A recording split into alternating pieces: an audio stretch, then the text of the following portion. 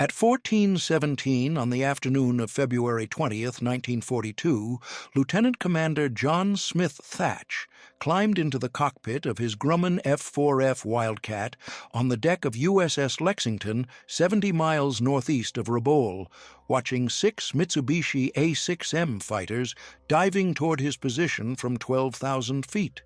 38 years old, Annapolis graduate, 0 kills against Japanese aircraft.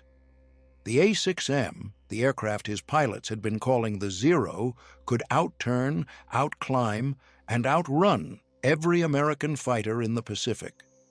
In the past 8 weeks since Pearl Harbor, the Zero had shot down 93 American aircraft while losing only 12 of their own. Thach's commanding officer had told him the Wildcat was obsolete. The other squadron leaders said it was a death trap.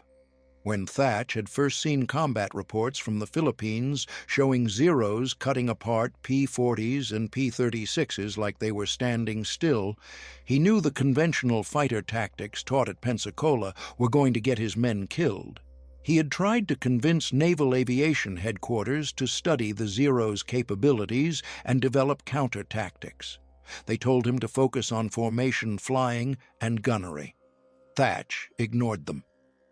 He spent January and early February of 1942 analyzing every combat report he could find, interviewing every pilot who had survived an engagement with Japanese fighters, studying gun camera footage from the Flying Tigers in China. The data told him something the Navy did not want to hear. American fighters could not beat the Zero in a turning fight. The Zero could complete a full circle in 16 seconds at combat speed. The Wildcat needed 23 seconds. In a 1 versus 1 dogfight, that 7-second advantage meant the Zero would get guns on target first. Every single time. Thach needed a way to turn the Wildcat's weaknesses into strengths, to force the Zero to fight in a way that negated its maneuverability advantage. He found the answer in a book about naval destroyer tactics from World War I. British destroyers defending against German U-boats would sail in pairs, weaving back and forth across each other's path. The pattern confused the U-boat's firing solution and gave each destroyer a chance to engage any submarine that got too close to its partner. Thach realized the same principle could work in the air. 2 Wildcats flying in a scissoring pattern, crossing back and forth, could create overlapping fields of fire that would force attacking Zeros to fly through defensive gunfire no matter which Wildcat they pursued. But the tactic had never been tested in combat. It existed only in Thach's head and in sketches he had drawn on paper using matchsticks laid out on his desk to represent fighters. His pilots called it the Matchstick maneuver. The Navy called it experimental. The Japanese were about to call it lethal. Thach had briefed his wingman, Lieutenant Edward Henry O'Hare, on the weave pattern that morning aboard Lexington. O'Hare was 28 years old, Missouri native, best shot in VF3. He had 5 confirmed kills in the past 3 weeks. More importantly, he understood energy tactics, the concept that altitude and speed could be traded for maneuverability. The weave required precise timing. Both pilots had to turn simultaneously toward each other at the exact moment an enemy fighter committed to an attack. Turn too early, and the Japanese pilot would break off. Turn too late, and the Zero would get guns on target. O'Hare listened to Thach's explanation and asked one question. What happens if the Zeros do not take the bait? Thach said they would take the bait because Japanese fighter doctrine emphasized aggressive pursuit. Zero pilots were trained to lock onto a target and stay with it through the entire engagement. That aggression had made them lethal against American fighters using defensive turns and dives. But aggression could be exploited if you knew how to use it. O'Hare said he understood. He would follow Thach's lead and execute the weave exactly as briefed. At 13:30 hours, Lexington's air group launched for a strike on Japanese shipping at Rabaul. 16 Douglas SBD Dauntless dive bombers, 9 Douglas TBD Devastator torpedo bombers, 6 F4F Wildcats. Thach led the fighter escort. O'Hare flew on his wing. The strike group reached Rabaul at 14:05 hours. The bombers descended to attack transports in Simpson Harbor. Japanese anti-aircraft fire filled the sky, black bursts of 88mm shells, streams of tracer fire from 40mm guns on the ships below. The Wildcats circled above the bombers, watching for enemy fighters. At 14:12 hours, 6 Zeros appeared. They came from the west, climbing fast from Lakunai Airfield. The lead Zero was painted with red markings indicating a section leader. Thach recognized the tactical formation, a show tie, 3 pairs of fighters in loose V formation. Standard Japanese doctrine, the Zeros had the altitude advantage, 16,000 feet versus the Wildcats at 12,000 feet. They had the speed advantage, diving from above. They had the maneuverability advantage, always. Thach ordered his fighters to climb and meet the Zeros head-on.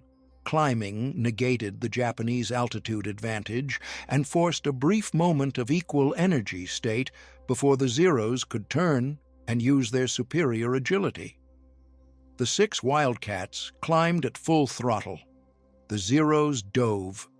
The 2 formations passed each other at 14 and 13 hours with a closing speed of over 400 miles per hour. Too fast for effective gunnery on either side. Both formations split. The Zeros pulled hard turns to reverse course and get on the tails of the Wildcats.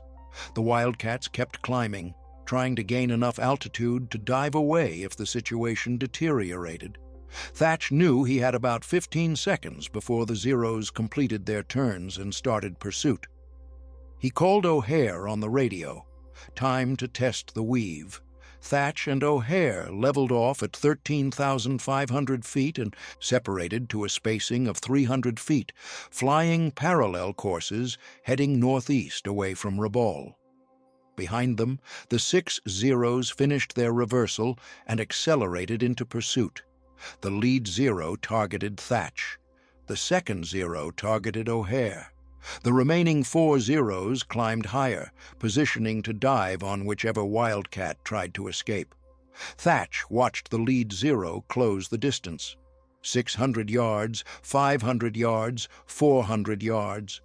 The Zero was faster in a straight line at this altitude. Thach waited until the Zero reached 300 yards, close enough to commit to the attack, but not close enough for accurate gunnery. Then he called the turn. Thach broke hard left. O'Hare broke hard right. The 2 Wildcats crossed paths, flying directly toward each other. The lead Zero followed Thach into the left turn, trying to cut inside the Wildcats' turning circle and get guns on target. But the Zero's pilot had made a mistake. He was so focused on Thach that he did not see O'Hare's Wildcat turning toward him from the opposite direction. As the Zero banked left to follow Thach, O'Hare's Wildcat came across his nose from the right, flying perpendicular to the Zero's flight path. O'Hare had a perfect deflection shot, 90 degrees, 200 yards, the Zero's entire left side exposed. O'Hare pressed the trigger. 650 caliber machine guns fired. The Wildcat shook from the recoil. Tracers arced across the sky and converged on the Zero. The Japanese fighter disintegrated. The left wing separated at the root. The engine tore loose from the fuselage. The Zero tumbled out of control and fell toward the ocean 4 miles below. First kill. The second Zero, the one that had been pursuing O'Hare, broke off its attack and pulled up hard to avoid the debris field. That gave Thach and O'Hare 3 seconds to reset. They leveled their wings, accelerated, and separated back to 300 feet spacing. The remaining 5 Zeros regrouped. The section leader with the red markings called his fighters into a new attack pattern. This time they came in pairs, 1 high, 1 low, trying to bracket the Wildcats and prevent them from using the weave again. Thach saw the tactic and adjusted. He and O'Hare climbed at full throttle, forcing the high Zero to dive and the low Zero to climb. Both Japanese fighters had to change their energy state mid-attack, which slowed their closure rate and gave Thach more time to react. At 14:16 hours, Thach called the second weave. He and O'Hare turned into each other again, crossing paths. The high Zero followed Thach. The low Zero followed O'Hare. Both Zeros committed to their targets. Both Zeros flew directly into the crossing pattern. Thach had a head-on shot at the Zero pursuing O'Hare. O'Hare had a deflection shot at the Zero pursuing Thach. They fired simultaneously. Thach's 650s hit the Zero's engine. The aircraft caught fire and rolled inverted. The pilot bailed out. Thach saw the parachute deploy at 11,000 feet. O'Hare's burst hit the second Zero in the cockpit and wing root. The aircraft exploded. No parachute. 3 Zeros down in 90 seconds.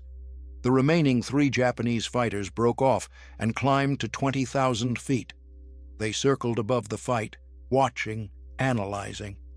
The section leader had just seen 2 of his pilots die using standard pursuit tactics. He needed a new approach. Thach and O'Hare leveled out at 14,000 feet and reformed their 2-ship formation. Both Wildcats were low on ammunition. Thach had fired roughly 200 rounds. O'Hare had fired closer to 300. The Wildcat carried 1,800 rounds total, 300 per gun. At their current rate of fire, they had enough ammunition for maybe 3 more engagements before running dry. Thach checked his fuel gauge, half tank, enough for 30 minutes of combat plus the return flight to Lexington. O'Hare reported similar fuel state. They had time for 1 more fight, maybe 2, before they would have to disengage and head back to the carrier. The 3 remaining Zeros descended from 20,000 feet. This time, they came in a different formation, a straight line, nose to tail, each aircraft separated by 500 feet. The section leader was in front, the second Zero in the middle, the third in trail.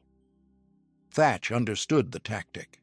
If he and O'Hare engaged the lead Zero, the second and third would have clear shots at them from behind.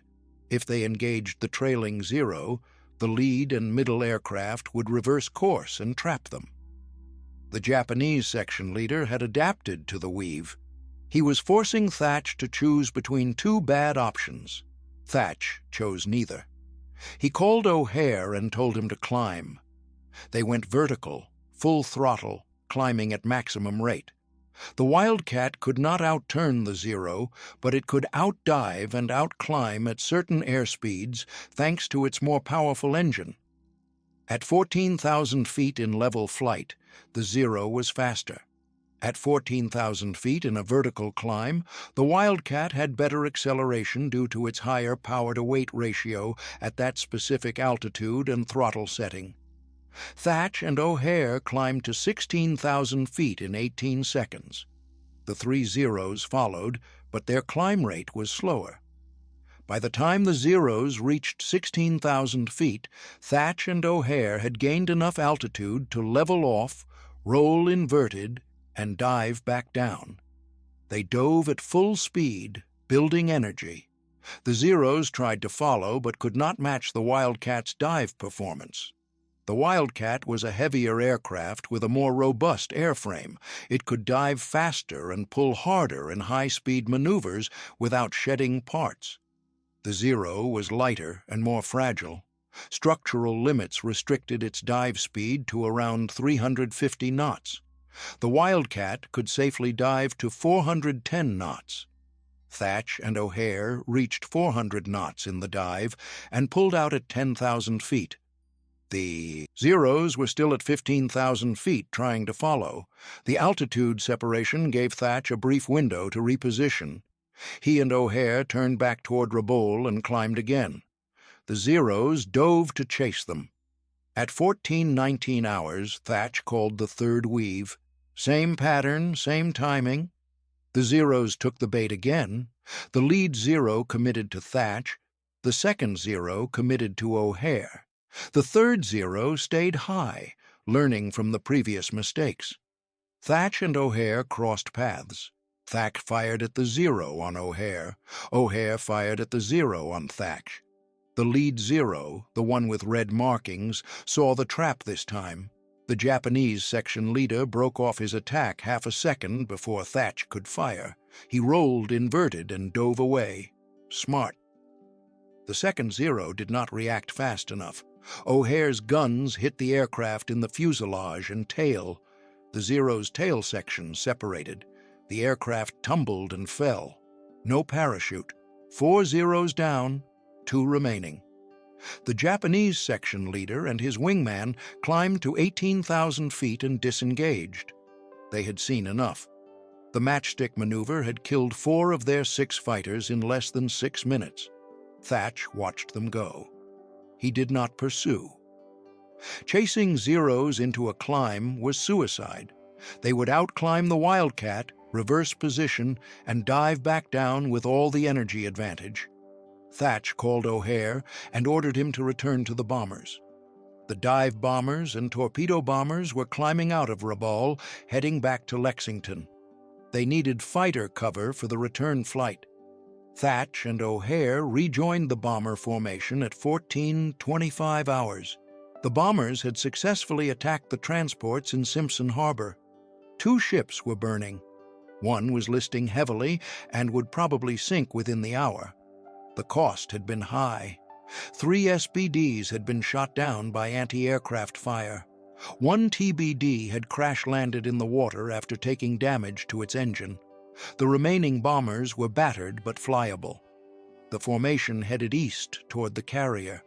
Thach and O'Hare flew top cover, scanning for enemy fighters. The 2 remaining Zeros did not follow. At 15:10 hours, the formation reached Lexington. The carrier was steaming into the wind, ready to recover aircraft. Thach and O'Hare landed first. Thach's Wildcat had taken 3 hits from Japanese ground fire during the initial attack on Rabaul. Small caliber rounds, 7.7 millimeter, probably from Type 92 machine guns. The rounds had punched through the tail section but missed critical components. O'Hare's aircraft was undamaged. After landing, Thach walked to the intelligence debriefing room. The air group commander wanted a full report. Thach described the engagement in detail. 6 Zeros engaged, 4 shot down, confirmed, 2 escaped. No friendly losses. The weave had worked exactly as designed. The air group commander asked Thach to explain the tactic. Thach grabbed a piece of paper and drew the diagram. 2 fighters flying parallel courses. Enemy fighters attacking from behind. The 2 friendly fighters turning toward each other simultaneously, crossing paths, creating overlapping fields of fire. Any enemy fighter pursuing one friendly aircraft would fly directly into the guns of the other friendly aircraft. The air group commander studied the diagram and asked one question.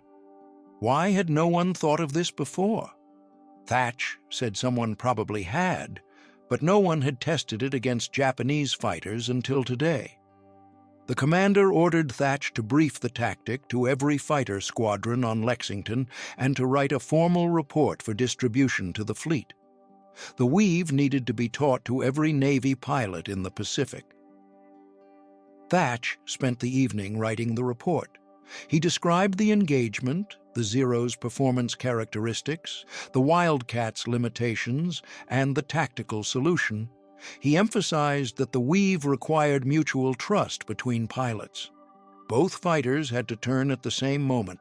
If one pilot hesitated or turned late, the tactic failed and both aircraft became vulnerable. The report was forwarded to Commander Air Force Pacific Fleet the next morning. Within a week, fighter squadrons across the Pacific were training on the Thach weave. The tactic was refined and expanded. 4 plane divisions could execute a double weave. Two pairs of fighters crossing paths in a coordinated pattern that created 4 overlapping fields of fire. Larger formations could stack multiple weaves at different altitudes, but the core principle remained the same. Turn toward your wingman, cross his path, force the enemy to fly through your guns. Simple, elegant, deadly. If you want to see how Thach's weave evolved and how it changed the outcome of the Pacific Air War, hit that like button right now. It tells YouTube this story matters. It tells the algorithm to share it with more people who need to hear about the men who refused to accept defeat and found a way to win. Subscribe if you have not already. We are bringing you the stories that the history books left out. Stories about real tactics, real courage, real Americans who did the impossible when everyone said it could not be done. Now back to Thach. The Thach weave was used for the first time in large-scale combat on May 7, 1942, during the Battle of the Coral Sea. Thach was flying from Lexington again, leading a 4-plane division of Wildcats on combat air patrol above the carrier task force.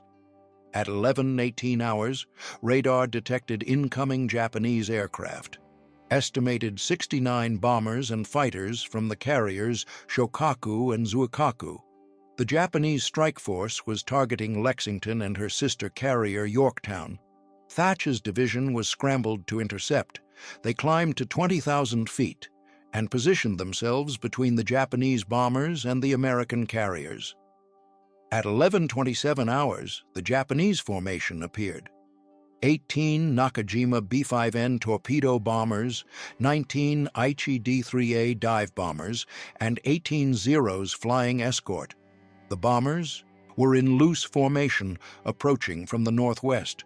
The Zeros were stepped up above the bombers, ready to dive on any American fighters that tried to attack. Thach split his division into 2 sections. He and his wingman would engage the Zeros.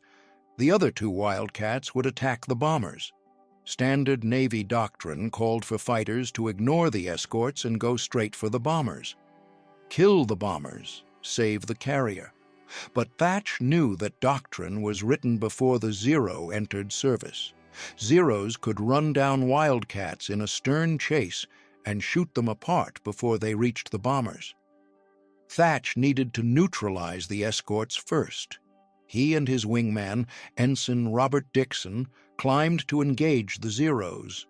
The Japanese fighters saw them coming and dove to intercept. 6 Zeros versus 2 Wildcats. The odds were terrible, but Thach had the weave. The 6 Zeros split into 3 sections of 2 aircraft each. Classic Japanese tactics. Each section would attack from a different angle, overwhelming the defenders with simultaneous threats. Thach and Dixon separated to weave spacing 300 feet apart, flying parallel courses. The first 2 Zeros dove on Thach from the left. The second 2 Zeros dove on Dixon from the right. The third pair of Zeros stayed high, waiting to exploit any mistake. Thach called the weave. He and Dixon turned toward each other. The 2 formations crossed. Thach had a deflection shot on the Zeros attacking Dixon. Dixon had a deflection shot on the Zeros attacking Thach. They fired. Thach's burst hit the lead Zero on Dixon's tail. The aircraft caught fire and rolled right. The pilot did not bail out. The Zero crashed into the ocean 6 miles below. Dixon's burst hit one of the Zeros on Thach's tail. The aircraft took hits in the engine and wing. It broke off the attack and dove away, trailing smoke. 2 Zeros neutralized in 4 seconds. The remaining 4 Zeros pulled up and repositioned. They had just watched the weave kill one of their own and damage another. The Japanese section leader, flying one of the high Zeros, adjusted his tactics. This time, all 4 Zeros attacked from the same side, converging on Thach and Dixon simultaneously. The goal was to overwhelm the weave with too many targets to engage. Thach saw the attack developing. He called Dixon and told him to break opposite. Instead of both Wildcats turning toward each other, they would turn away from each other. splitting the Zero formation and forcing them to choose which target to pursue. Dixon broke right. Thach broke left. 2 Zeros followed Dixon. 2 Zeros followed Thach. The Japanese formation split. Thach reversed his turn and came back toward Dixon's position. Dixon did the same. They re-entered the weave pattern from opposite directions, crossing paths again. The 4 Zeros were now inside the weave, trapped between the 2 Wildcats. Thach fired at the Zeros on Dixon. Dixon fired at the Zeros on Thach. The overlapping fire was devastating. 1 Zero exploded. The 2nd Zero took hits and dove away. The 3rd Zero pulled up hard to escape. The 4th Zero rolled inverted and tried to dive through the weave. Thach followed the diving Zero and fired a long burst. The Zero's canopy shattered. The aircraft went into a flat spin and hit the water. 3 more Zeros down, 1 damaged and fleeing. The engagement had lasted 2 minutes and 40 seconds. Thach and Dixon had shot down 4 Zeros and damaged 2 others without taking a single hit. The remaining Japanese fighters broke off and climbed to altitude. They would not engage the weave again. Thach and Dixon returned to the carrier task force. Lexington and Yorktown were under attack by the Japanese bombers. The other 2 Wildcats from Thach's division had shot down 3 bombers, but were now engaged with more Zeros and could not continue the attack on the bomber formation. The Japanese dive bombers and torpedo bombers pressed their attacks. Lexington took 2 torpedo hits and 3 bomb hits. The carrier was badly damaged. Fires broke out in the aviation fuel storage. At 12:47 hours, a massive explosion tore through the carrier's interior. The aviation fuel had ignited. Lexington was doomed. The order came to abandon ship at 17:07 hours. Thach and the other pilots transferred to Yorktown. Lexington sank that evening after being scuttled by torpedoes from an American destroyer. The Battle of the Coral Sea was the first carrier battle in history where the opposing ships never saw each other. It was also the first battle where the Thach weave proved its worth in large-scale combat. American fighters using the weave shot down 21 Japanese aircraft on May 7th and 8th, while losing only 9 of their own. More importantly, the weave prevented Japanese Zeros from slaughtering American dive bombers and torpedo bombers during their attacks. Before the weave, Japanese fighters could chase down and kill American bombers with near impunity. After the weave, American fighters could protect the bombers by forcing Japanese fighters to engage in defensive maneuvers instead of pursuit. The tactical balance had shifted. 1 month later, the Thach weave proved decisive again at the Battle of Midway. Thach was flying from Yorktown, leading VF-3, the same squadron he had commanded at Coral Sea. On June 4, 1942, Yorktown launched a strike against the Japanese carrier fleet northeast of Midway Island. Thach led 6 Wildcats escorting 12 TBD Devastator torpedo bombers from VT-3. The torpedo bombers were obsolete, slow, lightly armed. They had to fly low and straight to drop their torpedoes, making them easy targets for Japanese fighters and anti-aircraft guns. VT-3's mission was a death sentence, and everyone knew it. But the torpedo bombers had to attack to give the dive bombers a chance to strike the Japanese carriers while their fighters were down low, chasing the TBDs. Thach's job was to keep his 6 Wildcats alive long enough to protect the torpedo bombers during their final approach. At 1005 hours, the American strike group found the Japanese carriers, 4 flat tops, steaming in formation, surrounded by cruisers and destroyers. Combat air patrol above the carriers, at least 20 Zeros, circling at 15,000 feet. Thach's Wildcats were at 12,000 feet. The TBDs were descending to attack altitude 500 feet above the water. The Zeros saw the American formation and dove. 20 Japanese fighters against 6 American fighters and 12 torpedo bombers. Thach ordered his Wildcats to engage the Zeros and buy time for the TBDs to reach their attack positions. The 6 Wildcats climbed to meet the diving Zeros. Thach split his fighters into 3 two-plane sections. Each section would execute the weave independently, creating 3 separate defensive zones that the Zeros would have to fight through to reach the torpedo bombers. The first 4 Zeros dove on Thach and his wingman, Ensign Daniel Sheedy. Thach and Sheedy entered the weave. They crossed paths, fired, and shot down 2 Zeros in the first pass. The remaining 2 Zeros broke off and climbed. The second group of Zeros, 6 fighters, attacked the other 2 Wildcat sections simultaneously. Both sections executed the weave. They crossed, fired, and damaged 3 Zeros. No American losses, but the tactic had a weakness that the Japanese were beginning to exploit. The weave required both fighters to turn toward each other. That meant both fighters had to give up forward energy and speed. If Japanese fighters attacked in multiple waves, the first wave would force the Wildcats into the weave, bleeding off their speed. The second wave would attack while the Wildcats were slow and vulnerable, unable to weave again without stalling. The Japanese section leader recognized this and ordered his fighters to attack in relays. 4 Zeros would dive, force the weave, and climb away. 4 more Zeros would dive immediately after, catching the Wildcats before they could regain speed. Thach saw the tactic developing and called a change. Instead of weaving continuously, his Wildcats would weave once, disengage, and dive to build speed, then climb back up and weave again. The tactic required more airspace and burned more fuel, but it prevented the Wildcats from being trapped in a slow defensive turn. Thach and Sheedy executed the modified weave 3 times in 4 minutes. They shot down 1 more Zero and damaged 2 others, but the cost was mounting. Thach's Wildcat had taken hits in the wing and fuselage.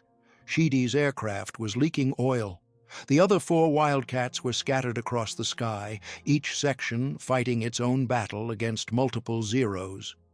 Below them, the TBDs were beginning their torpedo runs. The 12 Devastators descended to 50 feet above the water and accelerated toward the Japanese carriers. Zeros dove after them. The TBDs had no chance. Japanese fighters slaughtered them. Thach watched from above as one TBD after another was shot down or exploded from anti-aircraft fire. The slow, obsolete torpedo bombers were being torn apart. Within 3 minutes, 10 of the 12 TBDs were burning wrecks in the ocean. Only 2 aircraft survived long enough to drop their torpedoes. Both torpedoes missed. VT-3 had been annihilated. Thach's Wildcats had fought as hard as they could, but they could not protect the torpedo bombers against overwhelming numbers of Zeros. Thach ordered his remaining fighters to disengage and return to Yorktown. 4 Wildcats left the battle. 2 had been shot down. Thach's aircraft was damaged but flyable. Sheedy's Wildcat was trailing smoke but still responding to controls. The other 2 Wildcats were low on fuel and ammunition. At 10:32 hours, they reached Yorktown and landed. Thach climbed out of his Wildcat and saw the damage. 17 bullet holes in the wings, fuselage, and tail. 1 round had passed through the cockpit 6 inches from his head. Another round had severed a hydraulic line. The aircraft was a wreck, but it had brought him home. Thach walked to the ready room and learned the outcome of the battle. The TBDs from all 3 American carriers had been slaughtered. VT-8 from Hornet, 15 aircraft, 0 survivors except 1 pilot who was not flying that day. VT-6 from Enterprise, 14 aircraft, 4 survived. VT-3 from Yorktown, 12 aircraft, 2 survived. 41 torpedo bombers sent into battle, 6 came back. But the sacrifice had not been in vain. While the Zeros were down low, killing the TBDs, American dive bombers from Enterprise and Yorktown attacked the Japanese carriers from high altitude. The dive bombers hit 3 carriers, Akagi, Kaga, and Soryu. All 3 were burning and would sink within hours. A 4th carrier, Hiryu, launched a counterstrike and hit Yorktown with bombs and torpedoes. Yorktown was abandoned and later sunk by a Japanese submarine, but Hiryu was found and destroyed by American dive bombers that afternoon.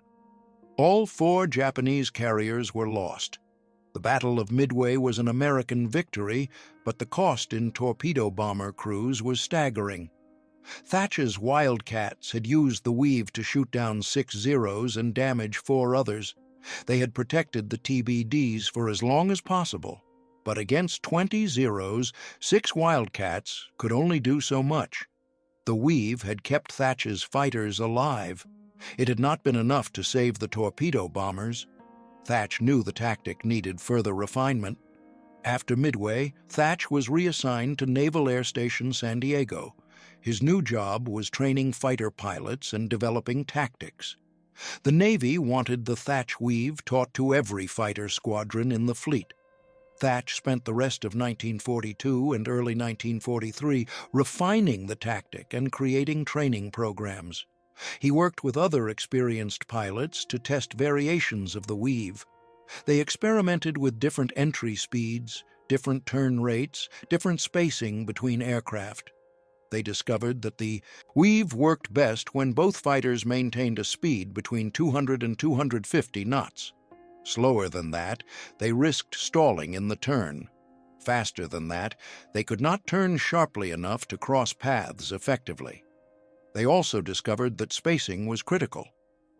300 feet was ideal for 2 Wildcats. Closer than that, and the fighters risked collision during the crossing. Farther apart, and the fields of fire did not overlap enough to threaten pursuing enemy aircraft. For 4 plane divisions, the spacing had to increase to 500 feet between sections to prevent the 2 weaving pairs from interfering with each other. Thach developed a training syllabus that taught new pilots the weave in progressive steps. First, they learned the basic pattern, 2 aircraft crossing paths in level flight. Then they practiced the weave with altitude changes, climbing and diving while maintaining the crossing pattern. Then they practiced against simulated attacks by instructor pilots flying P-40s and P-39s. Finally, they practiced the weave in full combat scenarios with multiple attackers and limited ammunition. By mid-1943, the Thach weave was standard doctrine for Navy fighter squadrons. Marine Corps squadrons adopted it as well. Army Air Force fighter groups in the Pacific learned the tactic from Navy instructors and adapted it for use with P-38 Lightnings and P-47 Thunderbolts. The weave became so widespread that Japanese pilots began to recognize it and developed counter-tactics.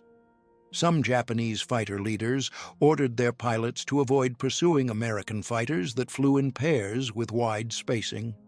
Others trained their pilots to attack the weave from above, diving through the crossing pattern at high speed and climbing away before the American fighters could return fire. But even when Japanese pilots recognized the weave, it still worked. The tactic forced enemy fighters to make bad decisions, chase one Wildcat and get shot by the other, attack from above and give up the energy advantage, disengage and let the American fighters protect the bombers. Every option had a cost. The weave turned the Zero's greatest strength, its maneuverability, into a liability. Japanese pilots could no longer rely on aggressive turning attacks to kill American fighters. They had to think, plan, coordinate. And while they were thinking, American pilots were shooting. Thach returned to combat in late 1943 as Commander Air Group 16 aboard USS Lexington, the new carrier built to replace the one sunk at Coral Sea. He led airstrikes against Japanese bases in the Marshall Islands and the Carolines. By then, American fighters had improved. The F-6F Hellcat had entered service, a fighter specifically designed to counter the Zero. The Hellcat was faster, tougher, and nearly as maneuverable as the Wildcat. It could outdive and outgun the Zero, but even with better aircraft, American pilots still used the Thach weave. The tactic was not just about compensating for inferior aircraft. It was about teamwork, mutual support, and creating tactical advantages through coordination. Thach flew combat missions through 1944 and into 1945. He was promoted to captain and given command of a carrier division. By the end of the war, he had flown over 200 combat missions and was credited with 6 confirmed kills. But his real contribution was not the kills. It was the weave, the tactic that saved countless American pilots and turned the air war in the Pacific from a slaughter into a fight the United States could win. By the summer of 1943, the Thach weave had become so integrated into Navy fighter doctrine that new pilots learned it during basic flight training before they ever reached the fleet. Training squadrons at Pensacola and Corpus Christi flew the weave pattern hundreds of times until it became instinctive. The Navy wanted pilots who could execute the maneuver without thinking, who could react to a diving Zero by turning toward their wingman and trusting him to turn at the same moment. That level of coordination required more than just skill. It required trust. A pilot had to believe his wingman would be exactly where he was supposed to be, turning exactly when he was supposed to turn. If the wingman hesitated or misjudged the timing, both pilots died. The Navy built that trust through relentless training. New pilots flew practice weaves for 8 hours a day, 6 days a week, for 3 weeks straight. By the end of training, they could execute the maneuver in their sleep. Thach's innovation had changed fighter tactics forever. Before the weave, fighter combat was individual. Each pilot fought his own battle, relying on his own skill and his own aircraft's performance. After the weave, fighter combat became team-based. Pilots fought in pairs, using coordination and mutual support to multiply their effectiveness. The concept spread beyond the Navy. Army Air Force fighter groups in Europe adopted similar tactics, flying in pairs and using crossing patterns to defend against German fighters. The Royal Air Force studied the weave and incorporated elements of it into their own fighter tactics. Post-war, every Air Force in the world taught some version of mutual support tactics derived from Thach's original concept. The two-ship element, with a leader and a wingman, became the foundation of modern fighter tactics. And it all started with matchsticks on a desk and a commander who refused to accept that his pilots had to die because their aircraft were slower than the enemy's. Thach retired from the Navy in 1967 as a 4-star admiral. He had commanded carrier divisions, carrier task forces, and eventually all U.S. naval forces in the Pacific. But when interviewers asked him about his career, he always came back to February 20th, 1942. The day he and Butch O'Hare tested the matchstick maneuver for the first time and shot down 4 Zeros in 6 minutes. Thach said the weave was not genius. It was desperation.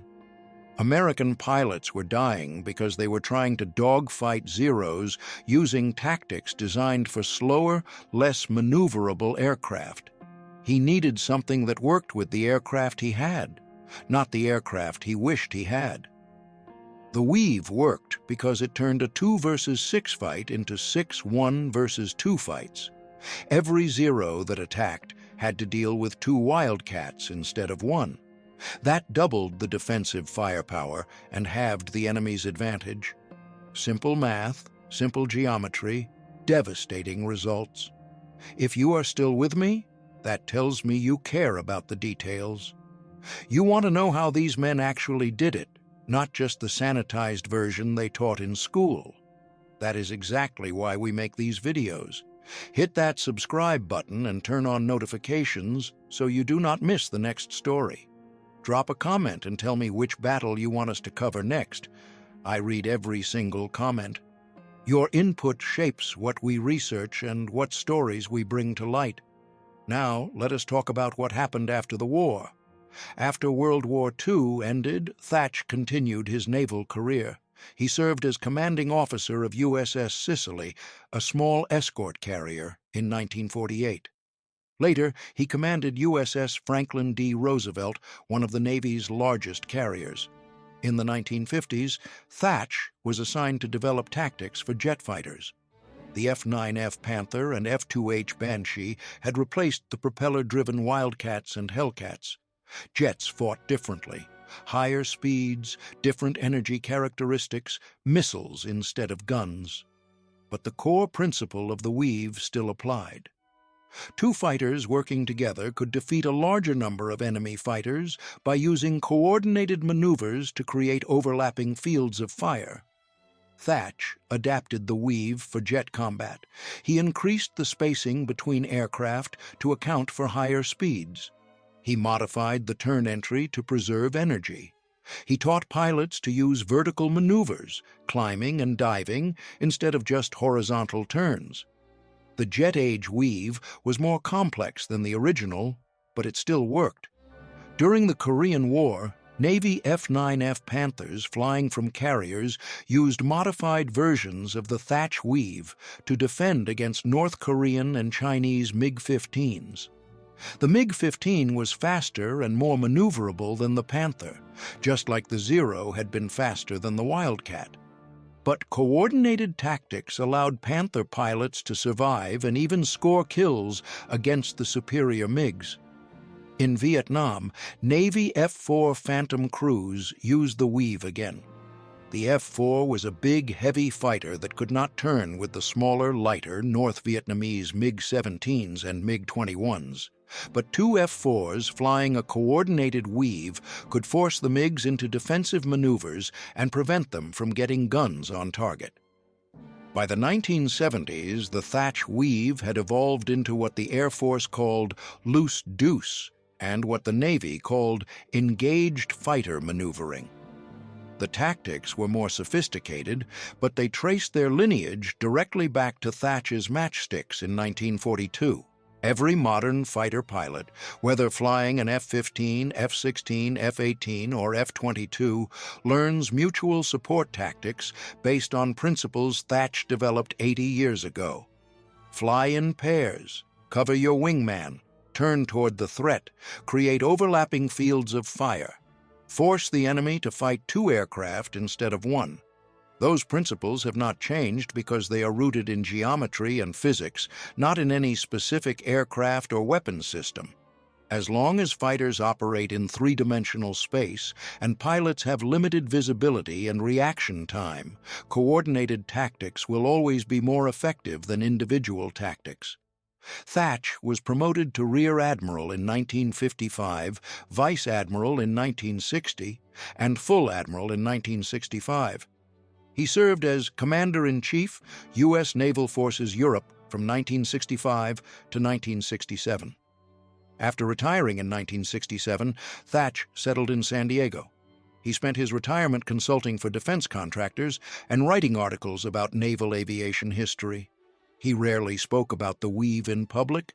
He considered it a minor footnote in a long career. Other people disagreed. Naval aviators called it the tactic that won the Pacific Air War. Historians called it one of the most important tactical innovations of World War II. Aviation enthusiasts called it proof that brains could beat technology. Thach called it common sense. If you are flying an inferior aircraft, do not fight the enemy's fight. Change the conditions. Make them fight your fight. Use teamwork to overcome individual weakness. Accept that you cannot win alone and build tactics that require mutual support. Simple ideas, but they saved thousands of lives and changed the way fighter pilots think about combat. On April 15, 1981, John Smith Thach died at his home in San Diego. He was 76 years old The Navy honored him with a memorial service aboard USS Carl Vinson, a nuclear-powered supercarrier that Thach had watched being built in the 1970s. Hundreds of naval aviators attended, many of them Vietnam veterans who had used the Thach weave in combat. They came to honor the man who had taught them how to survive. During the service, a flight of 4 F-14 Tomcats from VF-51 flew overhead in missing man formation. One aircraft pulled up and away, leaving a gap in the formation. The crowd watched in silence as the 3 remaining Tomcats continued east toward the Pacific. Somewhere over the ocean, the missing Tomcat rejoined the formation. The 4 aircraft flew the Thach weave, 2 pairs crossing back and forth in the sky, exactly as Thach had taught pilots to fly it in 1942. The demonstration lasted 3 minutes. Then the Tomcats broke formation and returned to their carrier. It was a fitting tribute, not a speech, not a medal, just 4 fighters flying a tactic that had saved the lives of thousands of men over 4 decades of war. After Thach's death, the Navy continued to teach the weave. The tactic appears in every fighter tactics manual. New pilots learn it during their first months of training. Experienced pilots teach it to foreign air forces during joint exercises. The weave is not just history, it is current doctrine.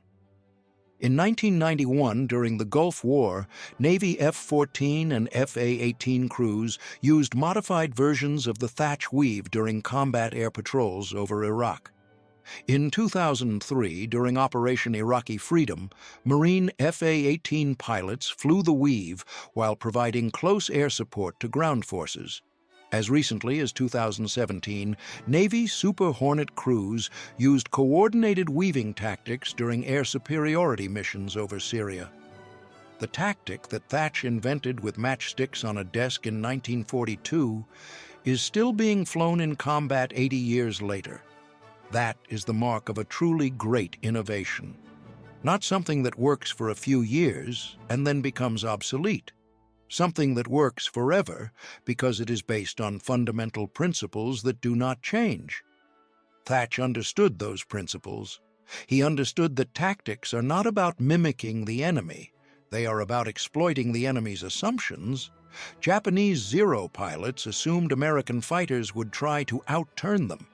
That assumption was correct for every American fighter pilot except the ones flying the weave. The weave pilots did not try to outturn the Zero. They turned into each other and forced the Zero to fly through a kill zone. The Japanese assumption became a fatal mistake. Thach's story is not just about fighter tactics. It is about problem-solving under pressure. In early 1942, the U.S. Navy was losing the air war in the Pacific. Zero fighters were slaughtering American pilots. Conventional tactics were not working. Commanders were telling pilots to fly better, shoot better, be braver. Thach did not tell his pilots to be braver. He told them to be smarter. He analyzed the problem, identified the root cause, and developed a solution that worked within the constraints of the available aircraft.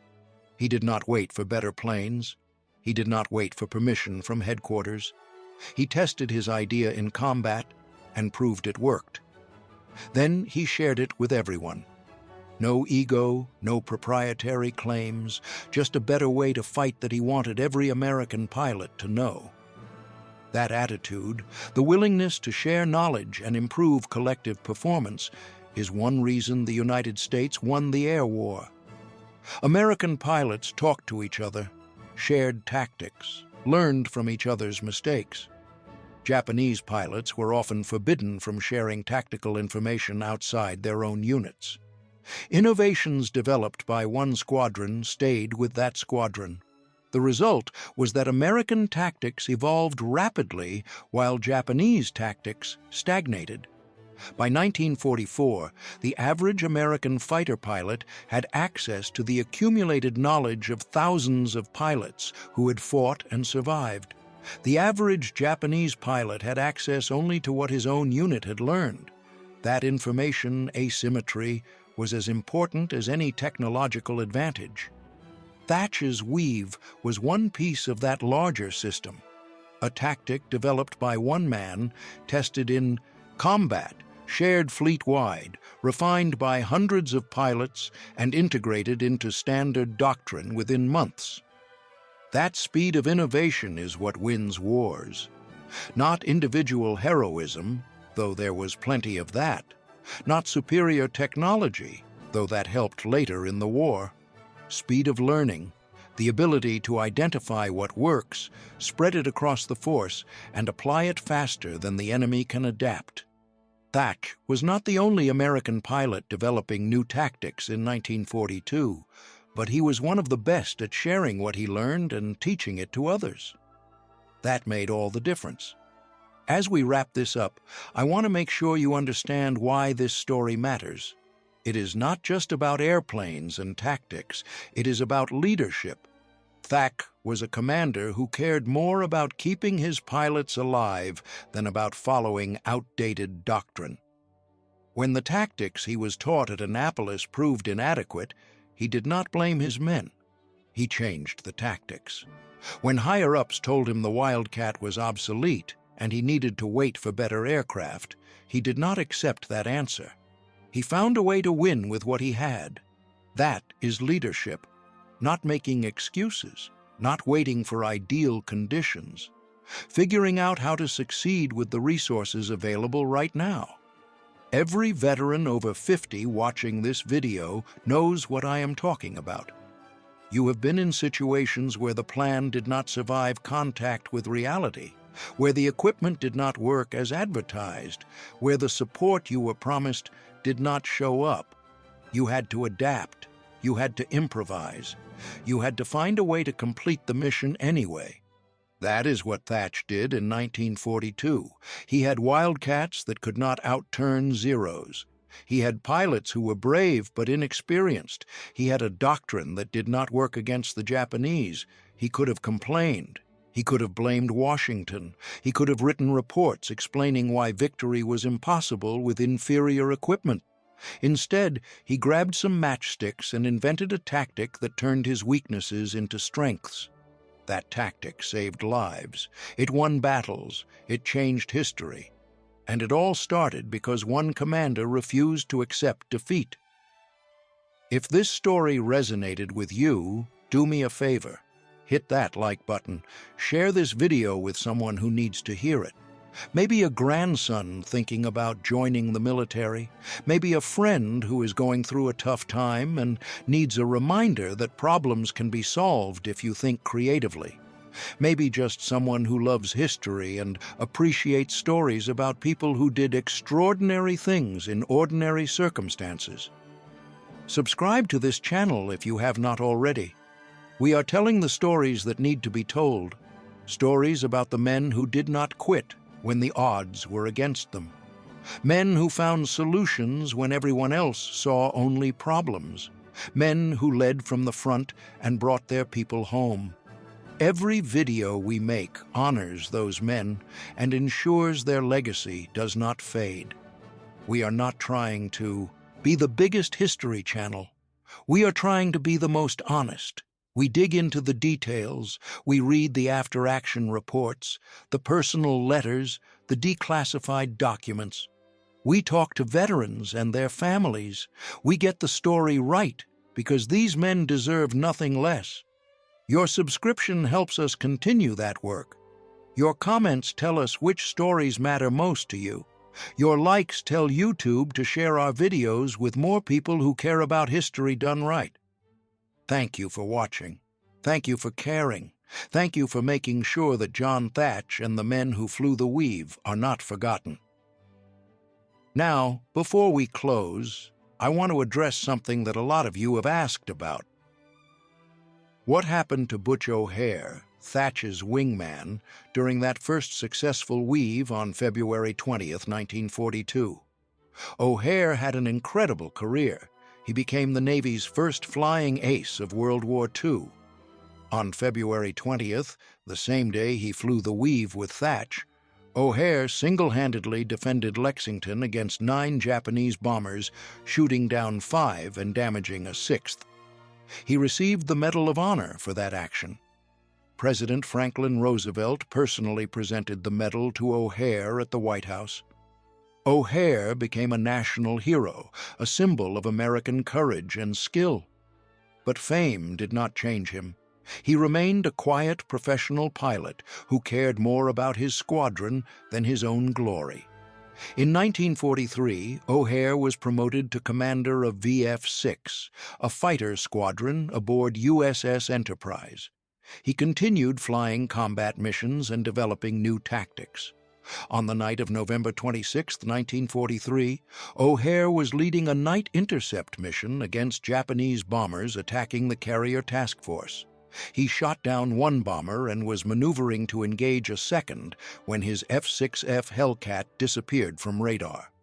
No distress call, no parachute, no wreckage found. Butch O'Hare was never seen again. He was 29 years old. The Navy declared him missing in action, later changed to killed in action. In 1949, Chicago renamed its airport O'Hare International Airport in his honor. Millions of travelers pass through O'Hare Airport every year. Most of them do not know the name honors a fighter pilot who helped develop the tactic that turned the air war in the Pacific. Most do not know he flew wing for John Thach on the day the Thach weave was proven in combat. Most do not know he died leading a night mission trying to protect his carrier from Japanese bombers. But now you know, and that matters. These men fought so we could live in freedom. They did not ask for fame. They did not expect parades. They just did their jobs to the best of their ability and trusted that their sacrifices would mean something. It is our responsibility to make sure their sacrifices did mean something. We do that by remembering them, by telling their stories, by teaching the next generation what courage and leadership and innovation look like in the hardest moments of history. John Thach and Butch O'Hare were not superheroes. They were ordinary men in extraordinary circumstances who refused to give up when the situation looked hopeless. They adapted, improvised, and overcame. They saved lives by being smarter, not just braver. That is the lesson here. Courage without intelligence is wasted. Intelligence without courage is useless. But when you combine the two, when you have men who are brave enough to fight and smart enough to find better ways to fight, you get results that change history. The Thach weave is one of those results, a tactic so simple it can be explained in 30 seconds, so effective it is still taught 80 years later, so elegant that pilots who have never heard of John Thach still fly variations of it every single day. That is legacy. Not monuments or medals, though those have their place. Real legacy is the continuation of your ideas long after you are gone. Thach's ideas are still flying, still saving lives, still proving that teamwork and coordination can overcome almost any disadvantage. The men and women flying F-35s today in the most advanced fighter aircraft ever built still use the principles Thach developed in 1942 with a Wildcat and a wingman and a willingness to try something new. That is immortality, not living forever, but creating something that lives forever. Thach created the Thach weave, and it will live as long as pilots fly in combat. Every time two fighters cross paths to protect each other, Thach's innovation is alive. Every time a wingman turns toward his leader to create overlapping fire, Thach's legacy continues. Every time a young pilot learns that survival in combat is not about individual heroics but about mutual support and teamwork, Thach's lesson is taught again. The impact of the Thach weave extended far beyond individual combat victories. It fundamentally changed how the Navy thought about fighter operations. Before the weave, fighter squadrons were organized around individual skill. The best pilots were flight leaders. The less experienced pilots filled supporting roles. Success depended on having enough skilled pilots to match the enemy. After the weave, the focus shifted to teamwork. Even average pilots could be highly effective if they worked together properly. The Weave made every pilot more capable by giving him a partner who covered his weaknesses. That shift in thinking had profound implications for training and organization. The Navy could produce effective fighter pilots faster because they did not need to wait for each pilot to develop exceptional individual skills. They just needed to teach coordination and mutual support. By 1944, American fighter squadrons were graduating pilots in 6 months who could hold their own against Japanese aces with years of experience. Not because the American pilots were better individually, but because they fought as teams. 2 competent pilots flying the Weave were more dangerous than 1 exceptional pilot flying alone. The Japanese never fully adapted to this approach. Their fighter doctrine remained focused on individual skill and aggressive pursuit. Japanese aces like Saburo Sakai and Hiroyoshi Nishizawa were phenomenal pilots who could outfly almost any American in a one-on-one fight. But they were always fighting one-on-one. American pilots rarely fought alone. When a Japanese ace engaged one Wildcat, another Wildcat was always nearby, turning to support, creating a crossfire, forcing the Japanese pilot to choose between pressing the attack and avoiding defensive fire. That tactical approach wore down even the best Japanese pilots. The Weave also changed how American pilots thought about aircraft performance. Before 1942, pilots wanted the fastest, most maneuverable fighter available. After the Weave proved effective, pilots realized that raw performance mattered less than teamwork and tactics. A slower, less maneuverable aircraft flown by 2 coordinated pilots could beat a superior aircraft flown by a lone pilot. That realization influenced aircraft design. The F4F Wildcat, introduced in 1943, was not designed to outturn the Zero. It was designed to be rugged, reliable, and capable of supporting a wingman. The Wildcat had heavy armor, redundant systems, powerful guns, and good dive performance. It was built for team tactics, not individual dogfighting. The result was an aircraft that had a kill ratio of 19-1 against Japanese fighters. 19 Japanese aircraft shot down for every Wildcat lost. That ratio was not just about aircraft performance, it was about tactics. Wildcat pilots flew in pairs, used the Weave, supported each other, and forced Japanese pilots to fight on American terms. The same pattern repeated with every American fighter that followed. The F4U Corsair, the P-51 Mustang, the P-38 Lightning. All of them were flown using mutual support tactics derived from the Thach Weave. All of them achieved kill ratios that would have been impossible if pilots fought individually. Thach's innovation in 1942 set the template for how American pilots would fight for the next 80 years. The Weave also had psychological effects that are harder to quantify, but equally important. American pilots who flew the Weave knew they were not alone. They had a wingman who would turn toward them when they were in trouble. That knowledge gave them confidence to press attacks and take risks they would never take flying solo. Japanese pilots, by contrast, often fought alone even when flying in formations. Japanese doctrine did not emphasize mutual support. If a Zero pilot got into trouble, his squadron mates might help if they were nearby and not engaged with their own targets. But there was no systematic expectation of support. Japanese pilots had to rely on their own skill to survive. That created a different mindset. Japanese pilots were aggressive but cautious. They would press an attack if they had the advantage, but they would break off if the situation turned against them. American pilots flying the Weave could be aggressive even without the advantage because they knew their wingman was covering them. That psychological difference translated into tactical aggressiveness that the Japanese could not match. American fighters attacked more often, pressed attacks harder, and took more risks because the weave gave them a safety net. Over hundreds of engagements, that aggressiveness added up.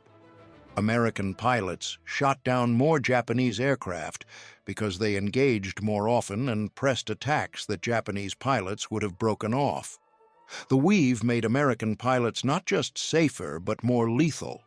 One aspect of the weave that is often overlooked is how it changed the nature of fighter leadership. Before the weave, fighter leaders led from the front. The squadron commander or flight leader was expected to be the best pilot, to engage the most dangerous enemies, to score the most kills. After the weave, leadership became more about coordination than individual skill. A good leader was someone who could manage his section's energy state, position his wingman for effective crosses, communicate clearly under stress, and make quick decisions about when to engage and when to disengage. Those skills were different from pure flying ability. Some of the best weave practitioners were not exceptional stick-and-rudder pilots. They were good communicators and good tacticians who understood how to use their wingman effectively. That opened up leadership roles to a broader range of pilots. You did not have to be the best dogfighter in the squadron to lead a section. You just had to be smart, calm under pressure, and good at working with your wingman.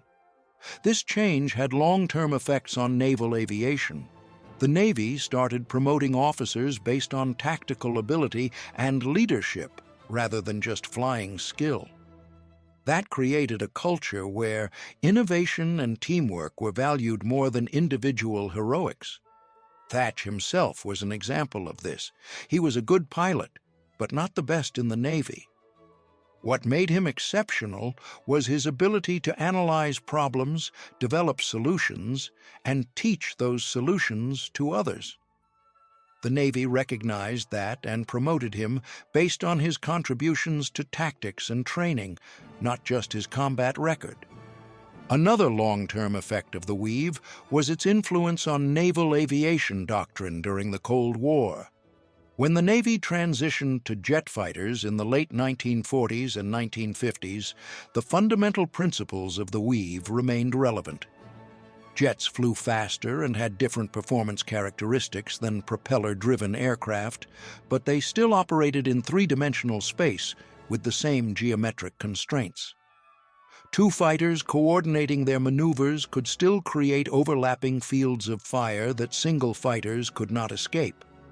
Thach and other World War II veterans adapted the weave for jet combat by modifying the parameters. Spacing increased from 300 feet to 800 feet or more to account for higher speeds. Turn entry speeds increased from 200 knots to 400 knots or higher. Vertical maneuvers became more important because jets had better thrust-to-weight ratios and could climb and dive more effectively than propeller aircraft, but the core concept remained unchanged. Turn toward your wingman, cross his path, force the enemy to choose between two bad options. During the Korean War, these adapted tactics proved just as effective against MiG-15s as the original weave had been against Zeros. Navy and Marine Corps pilots flying F-9F Panthers and F-2H Banshees used coordinated weaves to defend against faster, more maneuverable Soviet-built fighters. The kill ratios were not as lopsided as they had been in World War II because the performance gap between American and Communist aircraft was smaller, but American pilots still came out ahead more often than not. And when they did, it was usually because they worked together better than their opponents. In Vietnam, the weave evolved again. By the 1960s, air combat had become more complex. Fighters carried missiles with ranges of several miles. Radar allowed pilots to detect and track enemies beyond visual range. Electronic warfare systems jammed enemy radars and disrupted communications, but despite all the technological advances, close-range dogfights still happened. When American F-4 Phantoms engaged North Vietnamese MiG-17s and MiG-21s within visual range, the old principles still applied. Two F-4s flying a coordinated weave could defeat MiGs that were individually more maneuverable. The difference was that the weave had to be executed faster and with more precision because jets fought at higher speeds and closed distances more quickly. Navy and Air Force pilots who understood the fundamentals of mutual support tactics had better survival rates and higher kill ratios than pilots who tried to dogfight individually. The statistics from Vietnam are revealing. American pilots who flew in coordinated pairs and used mutual support tactics achieved kill ratios around 3-to-1. American pilots who became separated from their wingmen and fought alone had kill ratios closer to 1-to-1. The difference was not aircraft performance or pilot skill, it was tactics. Pilots who stuck with their wingmen and supported each other survived and won. Pilots who became separated and fought alone often did not come home. These lessons were studied and refined during the 1970s and 1980s as the Navy and Air Force developed new fighter tactics and training programs. The Navy Fighter Weapons School, known as Top Gun, was founded in 1969 specifically to teach advanced air combat tactics with an emphasis on mutual support and coordinated maneuvers. Top Gun instructors taught the history of the Thach weave and showed students how the same principles applied to modern fighters like the F-14 Tomcat and F-A-18 Hornet. Students learned to fly in pairs, to cover their wingmen, to turn toward threats, to create crossfires. The specific maneuvers were more complex than Thach's original weave, but the underlying concepts were identical. The Air Force created similar programs at Nellis Air Force Base in Nevada, teaching F-15 and F-16 pilots how to fight in coordinated pairs using tactics descended from the weave. By the 1980s, American fighter pilots were among the best trained in the world, not because they flew better aircraft, though they often did, but because they understood teamwork and mutual support better than anyone else. That training paid off in the Gulf War in 1991, when American fighters achieved total air superiority against Iraqi forces. The kill ratios were staggering. Over 100 Iraqi aircraft shot down for 0 American air-to-air losses. Part of that success was due to technology. American fighters had better radars, better missiles, better situational awareness. But part of it was due to tactics. American pilots flew in coordinated pairs and sections. They supported each other. They created overlapping fields of fire. They forced Iraqi pilots to fight against multiple threats simultaneously. Iraqi pilots, by contrast, often flew alone or in loose formations without effective coordination. When they engaged American fighters, they faced the same problem Japanese pilots had faced in 1942. Engage one American aircraft and get shot by another. The Iraqis never solved that problem. American pilots did not give them time to adapt.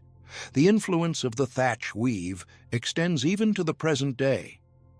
Modern fighter aircraft like the F-22 Raptor and F-35 Lightning are designed with network-centric warfare in mind.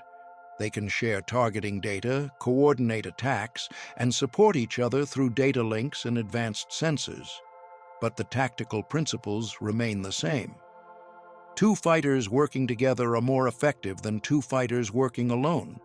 The technology has changed dramatically since 1942. The principles have not. Air Force and Navy pilots flying the most advanced fighters ever built still learn the fundamentals of mutual support tactics that Thach developed with matchsticks on a desk. They learn to fly in pairs. They learn to cover their wingmen. They learn to turn toward threats and create crossfires. They learn that survival and success in air combat depend more on teamwork than on individual skill or aircraft performance. Those lessons have been proven in combat over 80 years across multiple wars and countless engagements. They remain as valid today as they were when Thach and O'Hare shot down those 4 Zeros over Rabaul in February 1942. Before I let you go, I need to talk about something that is important to all of us in this community. You are not just viewers. You are the reason these stories survive. Every like, every comment, every share is a vote that this history matters. YouTube's algorithm decides what content to promote based on engagement. If this video gets likes and comments and shares, YouTube shows it to more people. If it does not, the algorithm buries it and fewer people see it. That means your engagement directly determines whether John Thach's story reaches 10,000 people or 10 million people, whether Butch O'Hare's name stays in the public memory or fades into obscurity, whether the next generation learns about the Thach weave or grows up never knowing that American pilots invented tactics that changed the course of the war. I am asking you to engage, not for me, for them, for Thach and O'Hare and the thousands of other pilots who flew the weave and came home alive because of it. Hit the like button, leave a comment, share the video with someone who cares about history. Subscribe and turn on notifications so you see every video we release. These small actions have big consequences. They keep the stories alive. They ensure the sacrifices were not in vain. They honor the men who deserve to be honored. Thank you for being part of this community. Thank you for caring about the details and the truth. Thank you for demanding history that is accurate and respectful and complete. We will keep making these videos as long as you keep watching. As long as there are stories that need to be told, we will tell them. As long as there are veterans who deserve recognition, we will recognize them. As long as history matters, we will fight to preserve it. Now go hit that like button and leave a comment telling us where you are watching from and what you thought of John Thach's story. We will see you in the next video.